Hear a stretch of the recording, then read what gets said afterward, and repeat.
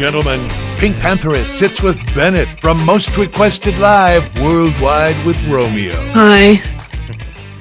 PinkPantheress hopping on Most Requested Live. So that's nice to meet you. Nice to meet you.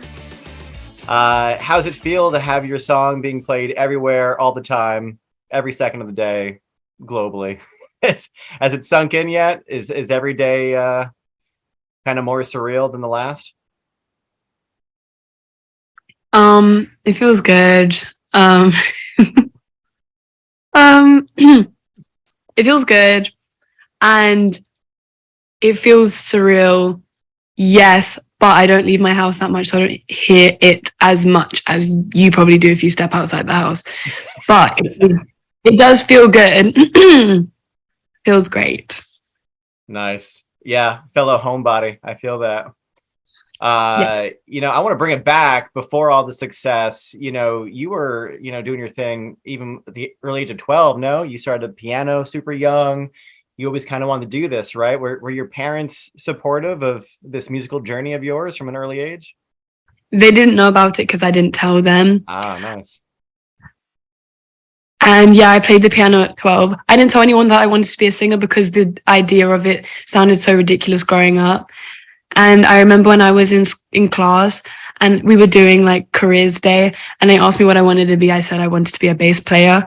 And then she heard what I said. And then she said to the whole class, you guys should pick realistic jobs. And I remember I was like, I'm not going to tell anyone anything again.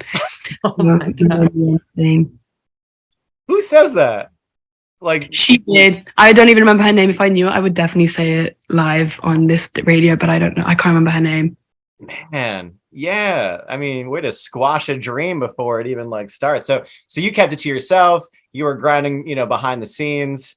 You did a talent show. No, did I read that right? You did like a talent show. Did you perform "Stand By Me"? Is the internet correct on that? Yeah. No, yeah, I did. I performed "Stand By Me." Yeah. That's one of my favorites. That's a classic. Oh, that's cool. Yeah. And so then you see Paramore at the age of what, 14? And you see Hayley Williams, you see Paramore, yes. and yes. that kind of the inspiration. You're like a glass crystal ball, and you're telling me things, and I'm forgetting about them, and I remember. Yeah, I saw Paramore when I was 14. And Paramore is still one of my favorite bands in the world. Yeah. But I saw when I was 14, I saw Hayley Williams on stage, and I remember the sound system stopped working, so she had to perform The Only Exception with a cappella with the audience, and that was just one of the coolest things I'd ever seen when I was 14. Yeah, that's one of my favorite songs by them too. No, they're awesome. And so you saw them live, you're like, okay, not only is she iconic and they're killing it, but they're super successful. They're making a living out of this. Maybe my teacher was wrong. Maybe I can do this as a profession. Yeah. And so you start producing your own songs. You write your own music. You upload it. It takes off. The rest is history. Yes. And now you're here. It's just a whirlwind, no? I mean, this is just an amazing trajectory at such a young age. I mean, it's all come to fruition. This is just nuts. Mm.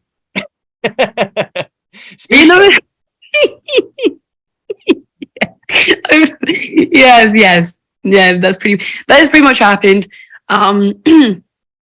But honestly, to just sum up how I kind of got here, I honestly think I treated life from the age of 14. I tried to treat life like a video game, and by treating everything like it was a game, it was almost like I was playing The Sims. And in The Sims where you can choose people's jobs, that's kind of what I was doing. And I was kind of just I just in my head told myself, no, I'm gonna do it, I'm going to be a singer. I didn't even think about how I was gonna get there until I hit the age of 19. And then I was like, no, I need to do this now, or I feel like it's going to be too late. And then that's what happened. But the only reason I got here was just because it's just because I see life as some game still. yeah, I'm not gonna lie to you. It's kind of how it is. Even my earlier jobs when I was working these really bad jobs, I just saw it as like video game money. I like that. It's not reality. This is all made up. Yeah, exactly. But not in the weird simulation way, but just in like the like I have to call it a video game, otherwise everything gets to me, And then It becomes too real, too intense. No, I get that. I feel that. Yeah. And so, Boys Liar Part 2, you teamed up with Ice Spice. What's it like working and collabing with Ice Spice? It was really wicked. Yeah. It was wicked. It was wicked. It was sick. I just was really happy that she was up for it. I didn't even know she knew who I was, to be honest with you. So when I was just happy that she agreed, and yeah, like I think the thing about her is that I think when you wouldn't look at us and think that we were like similar people, but when we're together, it's like she's really effing funny, and like we just crack jokes, which is really funny. And when I met her, I was like, you know what? It actually makes a lot more sense than I had imagined it had before I met her. So it was really, it was hashtag, it was wicked. Yeah, it meshes really well. I mean, because your sounds, like you said, don't necessarily, like when you think of your sound, you think of Ice Spice, you don't necessarily think like those two would blend, but here we are, one of the most massive songs globally. Like when I hear your sound, I get like Imogen Heap, little frat vibes.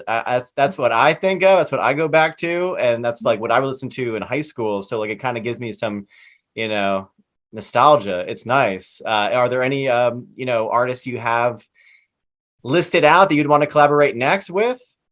That maybe inspirations of your own.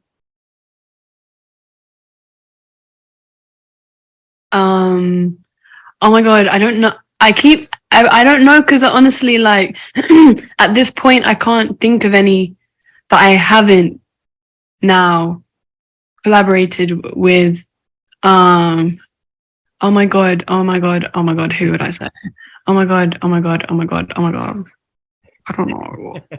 Honestly, no, I don't know. Oh no, I don't know. I keep thinking and going like, no, you know what? No, honestly, I love a surprise, and so whoever it is, or whoever ends up sending me something that I like, or whoever I end up thinking like, OMG, let's just go off on a whim and send this person, like whoever it is, actually, you know what? I'm going to say one person.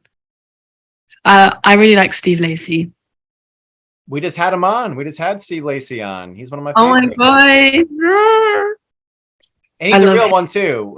We also went to his show when he stopped by Philadelphia and hung out with them backstage. Like he's one of the chillest dudes ever.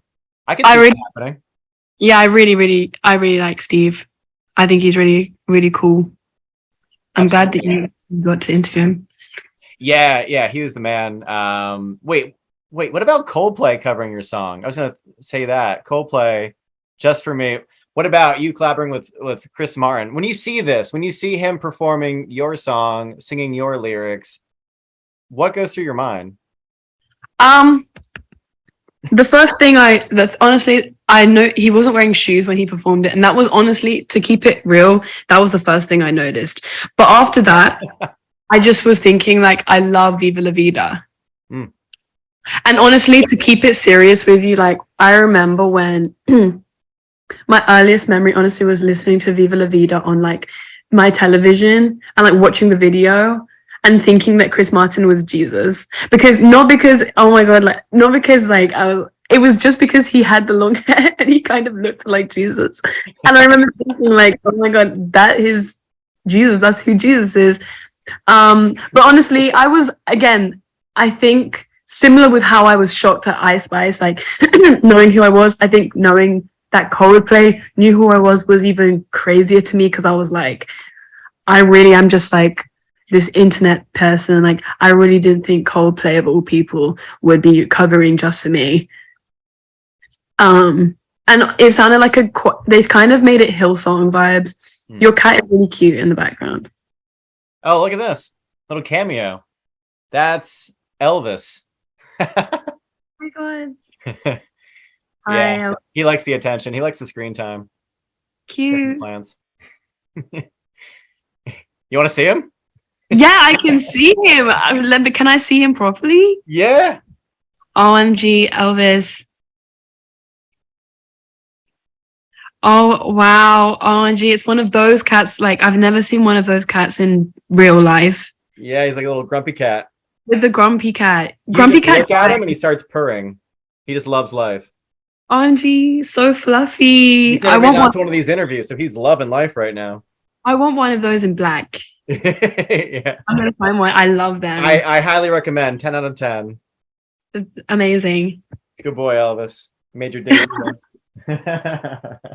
Oh. But yeah, I mean, when I saw Chris Martin covering your song, I was like, that's just unreal. And the thoughts that must run through your mind when you see someone like Chris Martin. I mean, he's a musical genius. I mean, he's insane.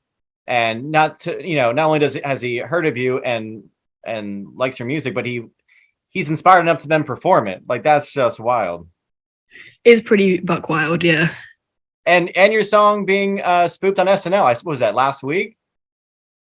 I did see that, but honestly, I used to watch SNL so much. I haven't even watched it that much recently, but that really tickled my feathers.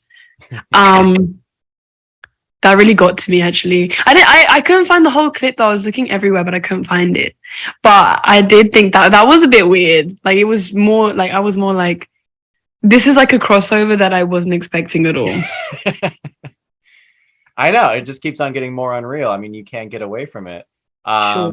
So what's next? You know, like what does this year bring for you? I mean, it's only April of 2023, so you're crushing it already. What's going on for the rest of the year for you? Sorry, my hair. God, I hate my hair right now. What's wrong with your hair right now? It's good. No, I can't. What was I gonna say? You know what? I don't decide on my year. The year decides for me. Take that how you will. And I don't even know. I mean, I know for sure that it's gonna bring at least an album. Okay. But like, yeah, a little naughty. But just like, I know it's gonna bring at least an album, but in terms of like everything else, like, honestly, I don't know. And you know what? I'm always prepared at any day for anything to happen. Like, I don't put all my cards on the table. Like, I could really like end up hospitalized tomorrow. Mashallah, it's not going to happen. But what I'm saying is, like, I don't plan too far ahead, because you just never, ever, ever, ever know. You never know. This is The Sims. This is not real life. This is just... It is The Sims. But like, I can only control so much. And so when it comes to like music, it's like, and you know what else it is? It's like the internet is so fleeting, and you know, like the genres are forever changing. It's like, it's kind of like there gets a point where you realize as a musician that like, as much as you're in control of what you're putting out, it's really the people deciding for you. And like, yeah, that's kind of, so as I said, this year will control me. I'm like a puppet on a string, and this year is the puppet master. Well, whatever you're doing, it's working. So just keep being you, and just congrats on all the success. We love playing you on Most Requested Live, and we're gonna keep on playing the hell out of it. And we just wish you nothing but the best. And thanks for the time. And nice to learn more about you. Thank you so much. And I love your cat, Elvis. Tell him. Thank you. It's getting in his head now. He's getting an ego. I can already tell. I don't speak cat language, so I'm sure he didn't understand. But I love that cat. So I'm gonna find my own one in black. And yes, I want to see it. I want to see it. I'm gonna call mine Austin, after Austin Butler, because Elvis. I love this. Next time we chat, I better see a black cat back there. You might. Hey, okay. Pantheress, thanks for helping on Most Requested Live. We appreciate it. Okay, bye.